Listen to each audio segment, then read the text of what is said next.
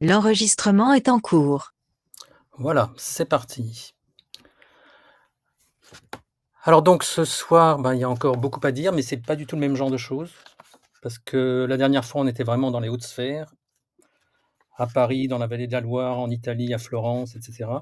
Et là, on va être vraiment, au fin fond des Pyrénées et l'ambiance va changer tout de suite, mais on retrouve quand même des choses partout. Les êtres humains sont des êtres humains. Donc on va commencer, on a vu que la dernière fois qu'on était alors je vais juste excusez-moi, voilà. Pour commencer, un petit hommage à la tante Agnès de Saint-Blanc-Cap-Armentier, qui m'a un peu formé à tout ça, à l'occasion des 400 ans de Marveille c'était pas en 1582, mais en 1982, à Marveille.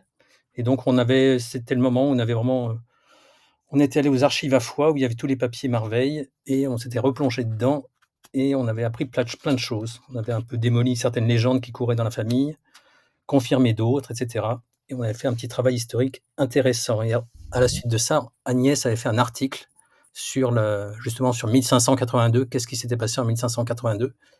Un article qui avait été publié dans le bulletin de la Société ariégeoise Sciences, Lettres et Arts. Un hommage aussi à Claudine Payès, qui a pris la suite d'Agnès aux archives de l'Ariège et qui a dirigé une synthèse, très, très bonne synthèse en 2004 sur le protestantisme en terre d'Ariège. Donc, ce dont on va parler à partir de maintenant, à partir de ce soir.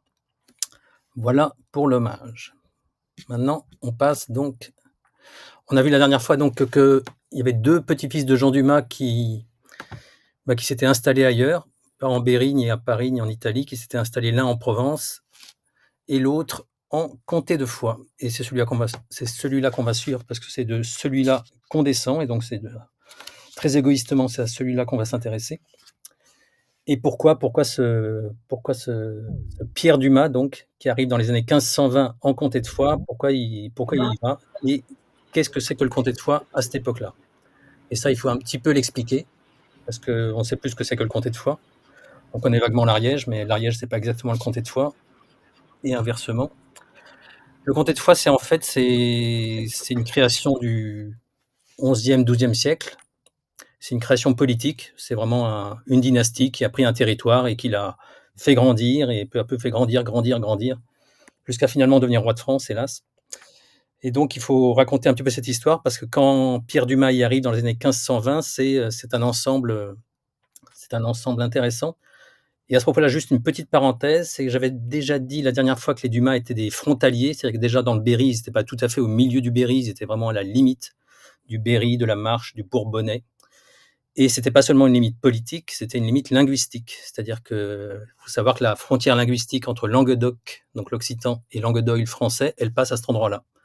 C'est-à-dire que les Dumas, a priori, ils se débrouillaient dans les deux langues. Ce qui explique aussi que assez facilement, ils sont installés en Provence et en comté de Foix parce que c'était pas si étranger pour eux.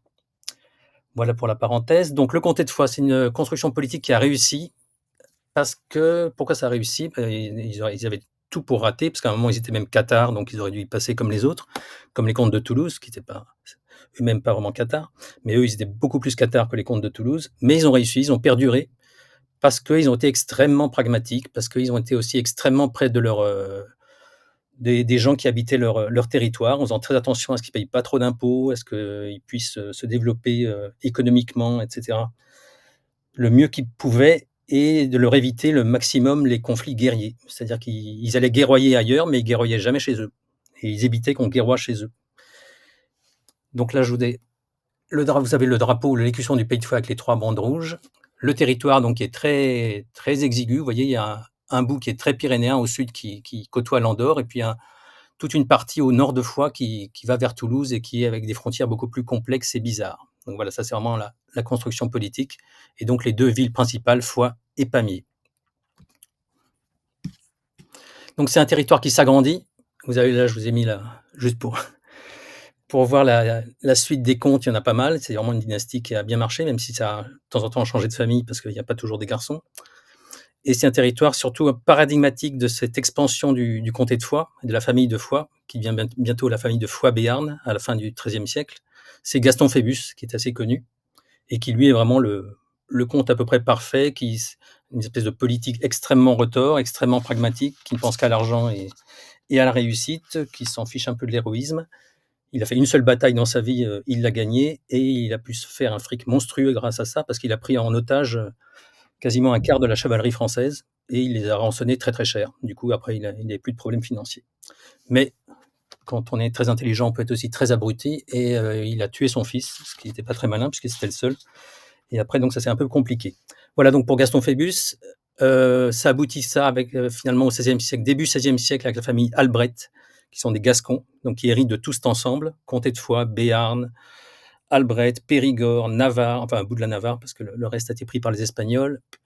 Enfin, vous avez la carte à droite, vous voyez que c'est quand même un gros ensemble, assez centré sur la Gascogne et collé aux Pyrénées. Donc c'est vraiment une sorte de, c'est la dernière grande principauté qui échappe au roi de France, mais pas pour très longtemps. Et avec les deux figures là que je vous montre en tête, qui sont donc Henri d'Albret, qui est le comte de Foix à l'époque où Pierre Dumas arrive au bord, et sa fille Jeanne d'Albret, un peu plus connue, puisqu'elle va être la grande chef des protestants français. Alors, frontalier, bah, ils continuent à être frontaliers, les Dumas, même en arrivant en comté de Foix, c'est-à-dire qu'ils vont s'installer pas en plein milieu du comté de Foix, à Foix ou à Pamiers, ils vont s'installer aux marges, dans un territoire qui s'appelle en gros la vallée de la Rise, qui n'a pas vraiment de nom, c'est juste une rivière qui coule, même pas des Pyrénées elles-mêmes, mais pas loin, et qui coule vers la Garonne, à peu près nord-sud, mais pas tant que ça. Vous voyez une carte là à droite, une vieille carte qui montre qu'on a vraiment voulu que la Rise coule nord-sud pour montrer que c'était une rivière frontière. Et c'est pas seulement une frontière politique, c'est-à-dire que c'est la limite du comté de Foix, une limite toujours un peu disputée avec ses voisins, mais c'est aussi une limite linguistique, parce que c'est là que l'occitan gascon devient de l'occitan languedocien, et sur une largeur assez inhabituelle, c'est-à-dire qu'on passe pas d'un village à l'autre de l'occitan au languedocien. Alors ça vous paraît peut-être très savant, mais c'est très concret, c'est-à-dire qu'en occitan languedocien, on dit pour la femme la fenno avec un F, et en occitan gascon, on dit la henno avec un H.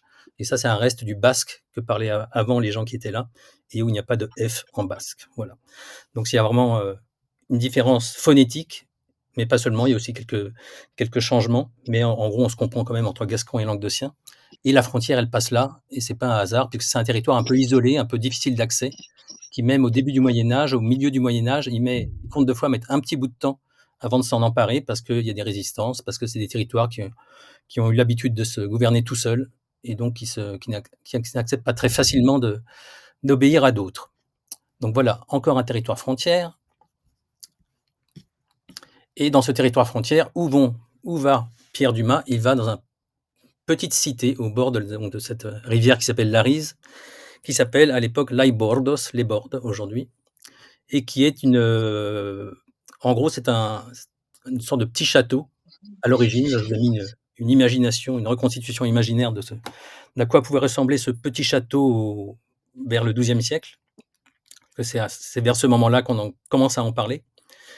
Et c'est une petite hauteur fortifiée qui domine d'abord un gué, parce que c'est un endroit où l'Arise, on peut la passer à pied encore aujourd'hui, et puis qui va devenir un pont. Et donc c'est un endroit de passage. À l'époque, il n'y a pas tant que ça de route pour aller même du bas de la vallée de l'Arise pour aller en haut de la vallée de l'Arise. On passe pas comme pour aujourd'hui, il faut passer par les collines, etc. C'est beaucoup plus compliqué.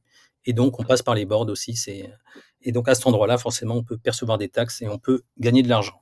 Donc ça, c'est le petit village où il s'installe, qui n'a pas beaucoup bougé depuis l'époque. Là, je vous ai mis un plan photographique des années 50 avec en rouge, en gros, les fortifications de l'époque où arrive Pierre Dumas. On voit que c'est déjà, vous voyez au sommet, là il y a le 1, c'est en gros le vieux château du 12e, 11e, 12e siècle. Et puis peu à peu, ce château s'est étendu puisque le village a marché. Et donc, même après, il y a des murailles qui vont jusqu'au bord de l'Arise et qui vont perdurer jusqu'au XVIIe siècle. Donc, c'est un petit village fortifié, bien dense, avec pas mal de gens dedans, et au sommet, un château avec une troupe. Et c'est cette troupe que va commander Pierre Dumas quand il arrive. Parce que Pierre Dumas, son métier, son boulot, c'est être militaire. Donc il continue.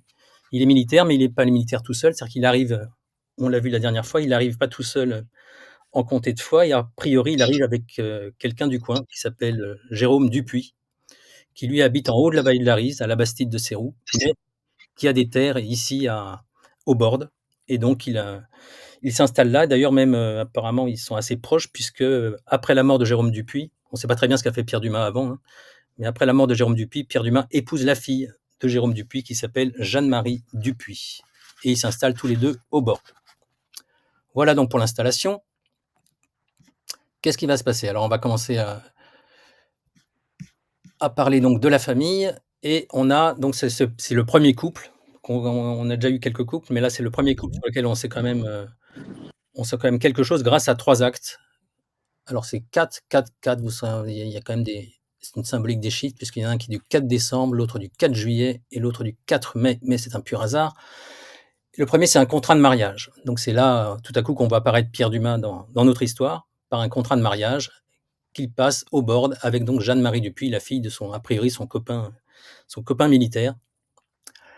Et alors qu'est-ce que nous apprend cet acte? Je vous ai mis je vais pas tout vous lire, mais je vous ai mis un peu les passages essentiels de ces 3 actes. Il nous apprend, bah, donc que Pierre Dumas, lui, est capitaine de 100 hommes d'armes. Alors 100 hommes d'armes, c'est vraiment pas rien à l'époque, hein.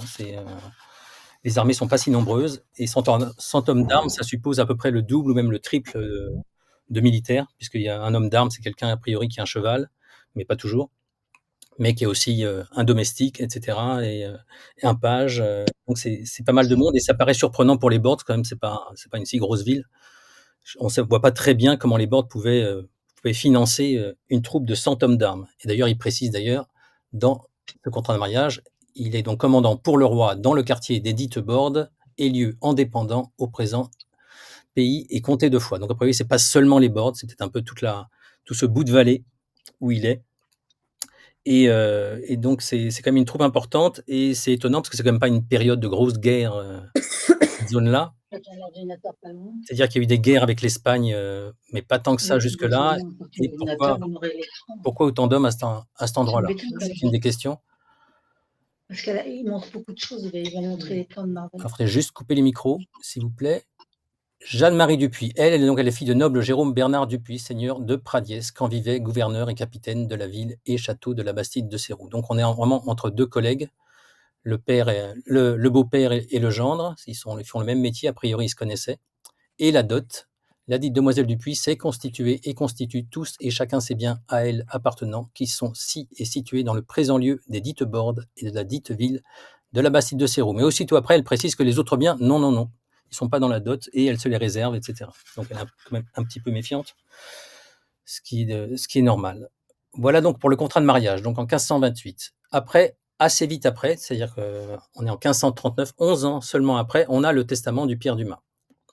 Alors ça fait un peu vite quand même, ça fait juste 11 ans de mariage et c'est un testament, comme c'est un des plus beaux testaments qu'on ait dans la famille parce que c'est vraiment un testament, en pleine action parce que ça commence comme ça: «Étant dans sa maison audite Bordes, gisant en un lit dans une des chambres de la dite maison, mortellement blessé des coups de feu qu'il a reçus au combat qui s'est donné contre les ennemis du roi et de l'État» et cetera. Mais quand même il peut parler, il a encore toute sa raison. Mais a priori, il est blessé, il est pas blessé à la tête, puisqu'il peut encore réfléchir, mais il est blessé au bras parce qu'il n'arrive plus à signer.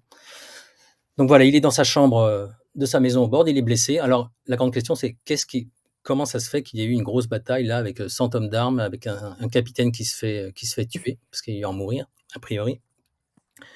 Et la réponse n'est pas évidente parce que depuis 1 an, il y a la paix avec l'Espagne. Charles Quint et François Ier de nouveau s'entendent très bien. Donc c'est pas une guerre internationale. Mais quand on regarde un petit peu les documents, les histoires locales du coin, on voit que c'est une période très, très agitée, dans les Pyrénées, où il y a vraiment une accélération des razzias, de vallée à vallée, alors ça peut être même dans une vallée, ça peut être, il y a une grosse, alors on va dire aujourd'hui insécurité, mais là, à l'époque, c'était un peu plus sérieux qu'aujourd'hui. C'est-à-dire qu'il y avait des bandes qui sortaient là, c'était pas 100 hommes d'armes, c'était, 1 millier d'hommes qui descendaient de Catalogne, qui avaient, des petits problèmes de financement de leur compte en banque et ben, ils allaient se servir dans la vallée de l'autre côté. Ils prenaient tous les moutons, toutes les vaches et puis si les gens résistaient, ils tuaient et puis après ils revenaient et puis les autres, vengeance, ils faisaient la même chose l'année d'après, de l'autre côté. Donc ça se faisait assez et il y a des témoignages, par exemple en Couserans, on voit qu'il y a eu ça, il y a eu en 1542, ils se sont fait voler toutes leurs vaches, comme ça et donc c'est même très probable que ça soit ce genre d'affaire qui est tué, Pierre Dumas. Donc il est mort, a priori en 1539 et ses enfants sont tout petits et comme il est gentil, comme surtout très réaliste, il ne lègue pas tous ses biens. Alors c'est pas mal comme il décrit ses biens. C'est-à-dire qu'on voit voilà, meubles, immeubles et équipages, armes de guerre, joyaux, or, argent, titres et documents. C'est vraiment un patrimoine de soldats. C'est-à-dire qu'on voit bien qu'il s'est servi à droite et à gauche. Il doit y en avoir qui viennent d'Italie, ça doit venir d'un peu partout. Et donc, quand même, ce bien-là, il lègue tout à sa femme en attendant que ses enfants grandissent, parce que pour l'instant, il dit qu'il a deux petits-enfants, mais qui ne sont pas en âge de réfléchir et de gérer un patrimoine. Donc, il lègue tout à sa femme, et la femme, 1546, testament à son tour. Là, elle est malade, dans sa maison, la même, au dibord, et gisante dans son lit, dans une des chambres de la dite maison, détenue de certaines maladies corporelles. Et alors, elle, qu'est-ce qu'elle fait? Eh ben, elle donne une dot à sa fille, enfin elle prévoit une dot à sa fille, et puis elle donne tout le reste à son fils Arnaud, que l'on va voir maintenant. La fille s'appelle Jacqueline déjà. On voit qu'il y a peut-être un petit souvenir de la femme de Jean Dumas. Arnaud Dumas. Arnaud Dumas, donc c'est notre héros du jour. Si on sait pas mal de choses sur Arnaud Dumas, c'est aussi parce qu'il s'est marié 2 fois et que ça a occasionné des conflits d'héritage, et que donc on a copié et recopié les actes concernant ces mariages, et du coup, on en sait, et on a même gardé les actes d'avant, etc. Tous les procès, tout ce qui est procès et tout ce qui est procédure judiciaire, ça permet de conserver plus longtemps les mémoires. Les mémoires des conflits, ça reste plus longtemps que les mémoires de tout ce qui va bien. Donc, il y a 2 mariages d'Arnaud Dumas. Un premier mariage sur lequel on ne sait pas grand-chose, parce qu'a priori, les actes qui en restent sont des faux. C'est-à-dire que les procès ont duré tellement longtemps et ils ont été tellement ardus, ça a duré jusqu'au XVIIIe siècle quand même, jusqu'à la fin du XVIIIe siècle, ces conflits entre les enfants des 2 côtés, les descendants des 2 côtés, et ça a été tellement fort comme conflit qu'on n'a pas hésité à faire vraiment des vrais faux. C'est-à-dire, tante Agnès avait examiné un acte comme ça du premier mariage d'Arnaud Dumas, et elle avait constaté qu'il était complètement, il y avait juste 3-4 phrases qui étaient réalistes, qui venaient du vrai parchemin, et puis tout le reste avait été inventé un peu plus tard. Donc c'est difficile d'utiliser ça. Il y a toujours un peu de vrai dans le faux, donc il faut quand même l'utiliser. Mais sur le premier mariage d'Arnaud Dumas avec Françoise Baron, qui a priori est quelqu'un qui, lors de son contrat de mariage, un de ses témoins s'appelle Baron, et c'est un capitaine, donc c'est a priori quelqu'un de la troupe, une fille de la troupe qu'il épouse en 1550 a priori. Premier mariage avec une flopée d'enfants, et puis deuxième mariage beaucoup plus tard, en 1584. A priori, sa première femme meurt vers 1572, donc pas très vieille, après lui avoir mis au monde au moins une dizaine d'enfants. Et puis deuxième mariage avec une petite jeune en 1584, qui s'appelle Margaride de Sceaux, qui est a priori fille de capitaine. Elle le dit dans son contrat de mariage. C'est son oncle qui est son tuteur, et elle est beaucoup moins riche qu'Arnaud Dumas, parce que elle s'est constituée et constitue la somme de c'est quand même une bonne dot, 7000 livres tournois et une robe de soie rouge. Ça, c'est très important, avec son complet. Voilà, mais ces autres biens, c'est pas pour la dot. Alors, Sceaux, c'est orthographié de plusieurs manières différentes. On ne sait pas très bien d'où ils viennent, ces Sceaux, mais moi, dans une recherche que j'avais faite sur la grosse bataille qu'il y a eu à Toulouse au début des guerres de religion, là, il y avait un capitaine Sceaux, qui s'écrit un peu dans le même genre, et qui est mort tragiquement au cours de cette bataille. Et alors, est-ce que c'est lié? Est-ce que c'est pas lié? Mystère. Mais en tout cas, ça pourrait, puisque c'est quand même le même milieu, c'est des militaires d'un certain rang et protestants à ce moment-là. Alors, il y a eu donc 2 mariages, mais entre les deux mariages, entre 1550 et 1584, il s'est passé beaucoup de choses, pas seulement en comté de Foix, mais partout en France, puisque c'est l'explosion des guerres civiles à connotation religieuse à partir de 1562. Donc, les historiens du coin du Midi toulousain disent qu'il y a un peu 3 grandes phases dans ces guerres de religion, qui sont très difficiles à étudier, parce qu'en fait, c'est plus que des guerres civiles, c'est des guérillas locales. C'est très rare qu'il y ait des vraies batailles entre armées. C'est surtout des coups de main, des choses qui restent pas trop dans l'histoire, donc assez complexes à étudier. Et la première phase, c'est une phase où tout le monde prend parti, en gros, parce que jusque-là, on pouvait rester dans le vague, mais il y a un moment là où il faut choisir, et on constate qu'il y a deux sortes de choix qui se font, deux manières de choisir entre protestantisme et catholicisme, en tout cas en comté de Foix. C'est la manière des campagnes et la manière des villes.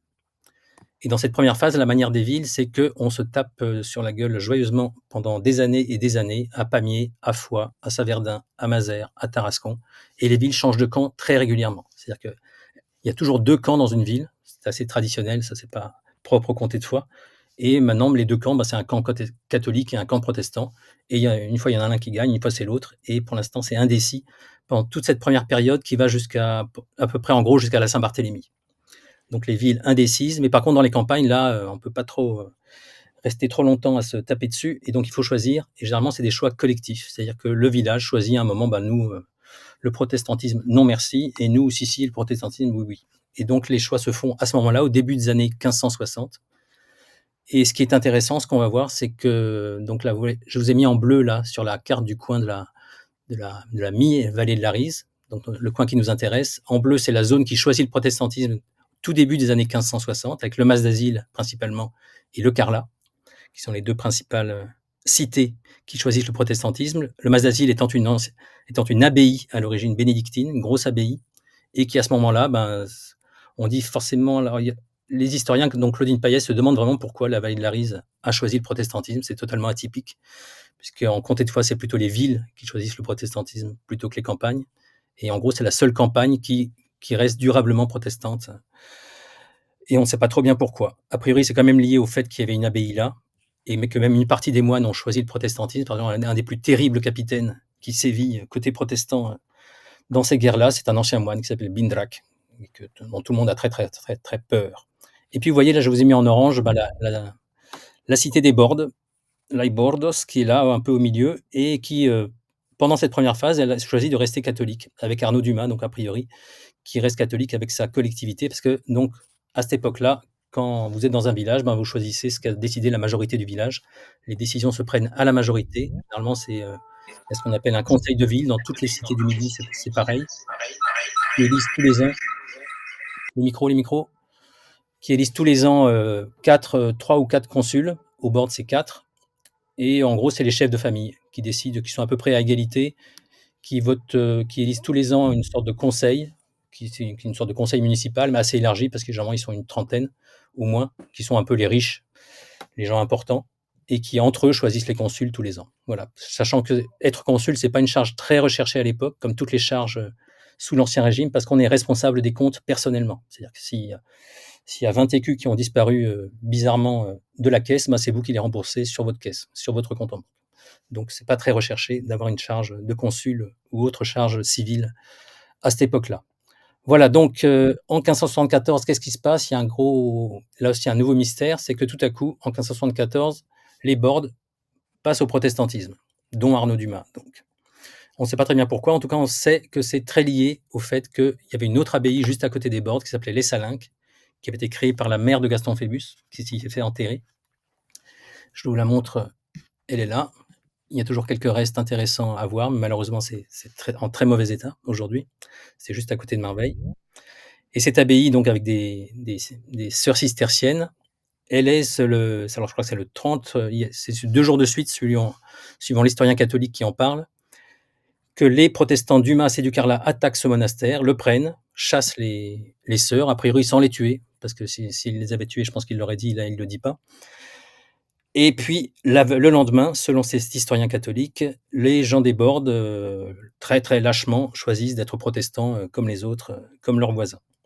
Il y a un historien protestant qui l'a aussi raconté, je vous ai mis la couverture de son livre à côté, qui s'appelle Oyagaray, qui lui dit non, c'était un choix tout à fait volontaire. Les gens des Bordes ont compris que le protestantisme était la vraie religion, et donc, comme ça, spontanément, ils ont choisi d'être protestants. Bon, apparemment, c'est quand même un peu plus complexe, c'était un peu plus sous la pression, mais en tout cas, c'est un choix qui dure, puisque après, il y aura plus de...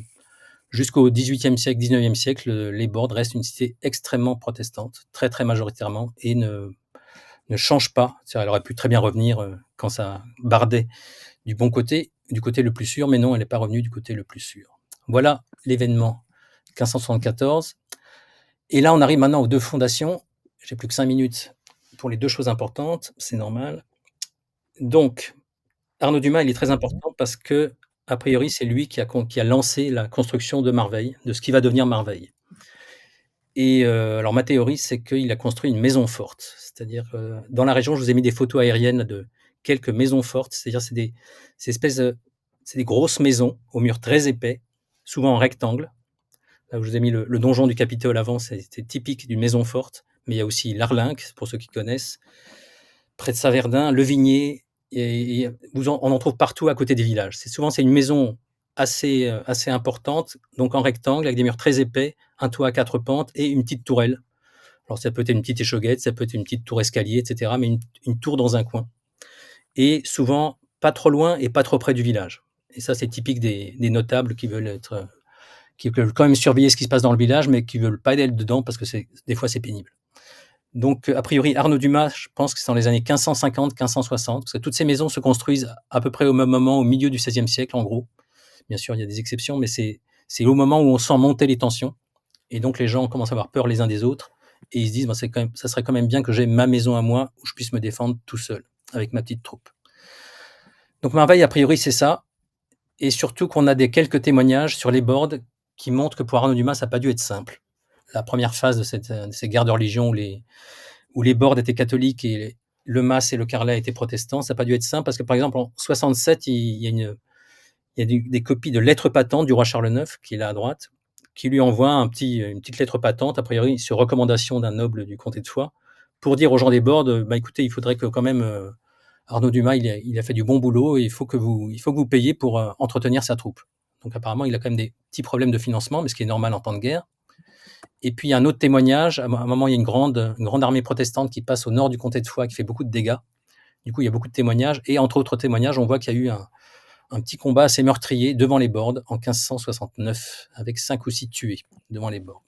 Donc voilà, donc ça, c'est des circonstances qui montrent qu'il y a de la tension et que donc c'est normal que Arnaud Dumas ait voulu se construire une maison un peu solide. Je vous ai mis là une petite imagination de ce qu'aurait pu être cette maison forte à l'époque avant Marveille. Vous voyez Marveille aujourd'hui. Et vous voyez un peu à droite la situation des lieux. Donc en bas, en rouge, c'est le vieux village fortifié. Le 1. Le 2, donc c'est la maison forte que se fait construire Arnaud Dumas. A priori, c'est vraiment une construction ex nihilo parce que il y a un cadastre en 1433 et à cet endroit-là, il y a rien. Donc, il construit une maison à un endroit où il n'y a rien.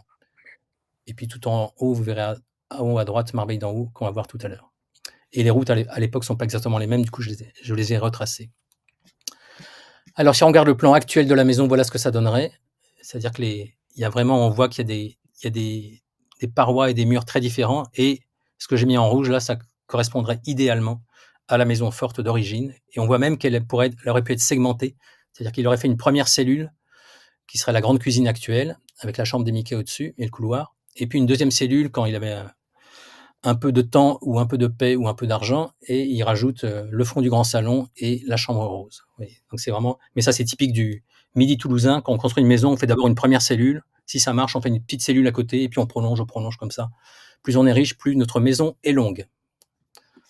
Voilà donc pour l'origine du Marveille d'aujourd'hui. Et maintenant, il faut parler d'autre chose qui est, dans les dernières minutes, qu'en 1582, donc 2 ans avant de se remarier, il est veuf, Arnaud Dumas va acheter alors à l'époque, dans le cadastre de 1433, on l'appelle un casal. Un casal, c'est une maison une maison qui appartient à un noble, en gros, ou qui peut être une maison noble. Parce qu'il faut savoir que dans le Midi, c'est pas comme dans le Nord.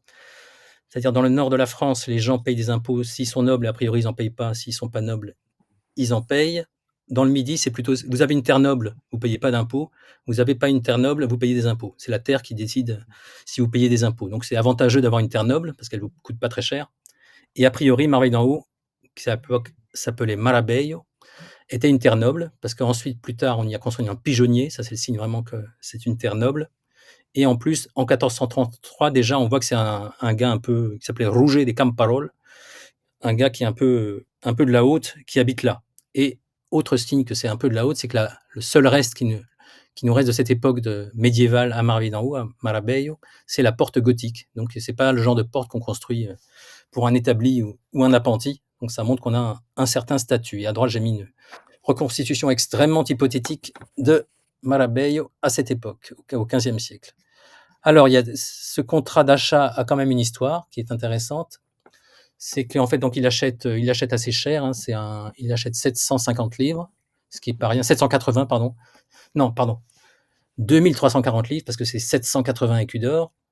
Et ce qui est pas rien, c'est la moitié d'une dot. On a vu que la dot était 7000 livres au milieu du XVIe siècle. au board chez les Dumas. Et donc là, c'est à peu près 2500. Donc c'est un gros tiers d'une doc, donc c'est pas rien. Il l'achète a priori parce que c'est une terre noble. Il l'achète aussi parce qu'il a déjà beaucoup d'enfants et a priori, il veut déjà se remarier. Donc il sent bien qu'il va y avoir des problèmes et qu'il faut qu'il achète des biens immobiliers pour pouvoir avoir la paix avec ses enfants ensuite. On a l'acte d'achat qui est conservé à Marveil. Là, je vous ai mis une copie, un dessin, un vague dessin montrant à quoi ça ressemble. C'est un parchemin avec là donc la phrase « Une métairie assise laisse la ville des bords dite Marabeille ». Et puis ce qui est drôle aussi, c'est que quelques années plus tard, quand les choses se calment au niveau des guerres de religion, en comté de Foix, et ben oui, quelque chose que je n'ai pas dit, c'est qu'il l'achète à un cousin, à un Dupuis. Alors on ne sait pas si c'est son cousin germain ou si c'est un peu plus lointain, mais a priori c'est quand même très proche. Et on sait que les Dupuis avaient des biens au bord, donc c'est un peu le dernier gros bien Dupuis qu'il y avait au bord, et il l'achète donc à ses cousins Dupuis.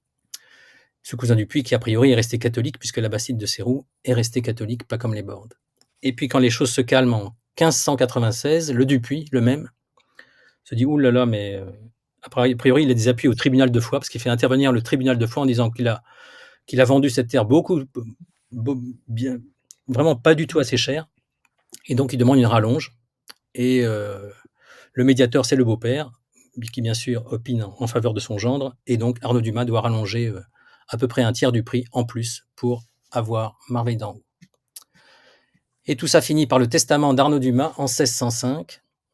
Testament, il est malade, noble Arnaud Dumas, étant dans la salle de sa maison au Barry. On voit qu'il ne va pas encore mourir dans sa maison forte à côté du village. Il reste quand même encore dans le village, dans sa maison du village. On ne sait pas laquelle c'est. J'aimerais bien savoir laquelle c'est. Qui est sur le mur de la dite ville. Et c'est un testament un peu à problème parce qu'il a déjà, a priori, encore vivant, il a 4 fils, je crois, 4 fils d'un côté, donc 7 enfants d'un côté et 5 à peu près pareil de l'autre, de chaque mariage. Et donc, bon, a priori, il s'est quand même bien enrichi pendant les guerres, puisque par rapport à son père, on voit qu'il y a quand même beaucoup plus. C'est vrai que même il peut se permettre, par exemple, il a 6 filles, il y en a 3 qu'il a déjà dotées, qui sont mariées, celles du premier mariage, et 3 qui sont encore à marier du deuxième mariage. Et bien chacune, alors c'est pas 7 000 livres cette fois, parce qu'il y en a un peu plus, mais c'est 5 000 livres. Donc ça veut dire 6 fois 5, ça va être 30 000 livres, qui fait une énorme somme pour l'époque. 30 000 livres pour ses filles. Donc ça, c'est déjà dans le testament. Ça, les filles sont traitées également d'un lit à l'autre, d'un mariage à l'autre. Par contre, les fils, c'est pas la même chose. C'est-à-dire qu'il va avantager forcément les 4 fils du deuxième mariage, parce qu'il précise ce qu'il donne au fils du premier mariage, qui est en gros une grosse ferme près du Carlat, donc pas tout près, pour qu'il ne nous fasse pas trop de problèmes, 3 vignes et 3 maisons au bord, et puis voilà, débrouillez-vous, et tout le reste, c'est pour les autres fils. Donc les fils du premier mariage vont le prendre très mal, et donc il va y avoir des procès pendant plus d'1 siècle. Voilà, donc ça c'est fini par Arnaud Dumas. En conclusion, je dirais juste que Arnaud Dumas, il est très important parce que, alors on sait, à part tous ces actes que je vous ai montrés, on sait quasiment rien de lui. On pourrait certainement en savoir beaucoup plus si on allait fouiller à Foix dans les papiers sur ce qui s'est passé pendant les guerres de religion, parce qu'il a forcément eu un rôle, il connaissait un peu tout le monde. Lui, il savait très bien ce qui s'était passé, et il aurait pu nous renseigner. Mais il y aurait certainement des choses à apprendre sur lui.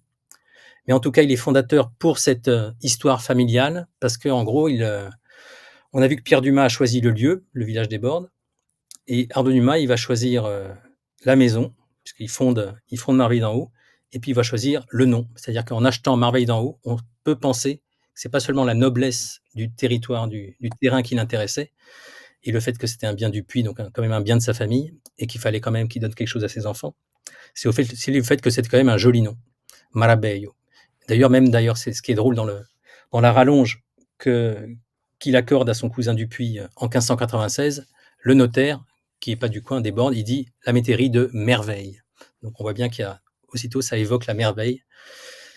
Sachant que selon Agnès, l'origine de ce nom Marabeio, c'est pas du tout merveille, hein, ça vient pas du tout de là, ça viendrait tout simplement du ruisseau, qu'on appelle aujourd'hui le Marabeille, qui a donné son nom à la maison. Ce ruisseau, Marabeille, ça viendrait dans les plus anciennes traces du nom de ce ruisseau, c'est le Riu Miru, un ruisseau qui s'appelle le Miru, et Miru Bach. Bach, c'est la vallée, et donc c'est le vallon du Miru. Marabeille, c'est le vallon du Miru. Voilà, c'est un peu moins charmant que la merveille, mais ça ressemble quand même. Voilà, j'en ai fini pour ce soir, vous pouvez rouvrir vos micros. Et j'ai un peu débordé, désolé. J'éteins l'enregistrement.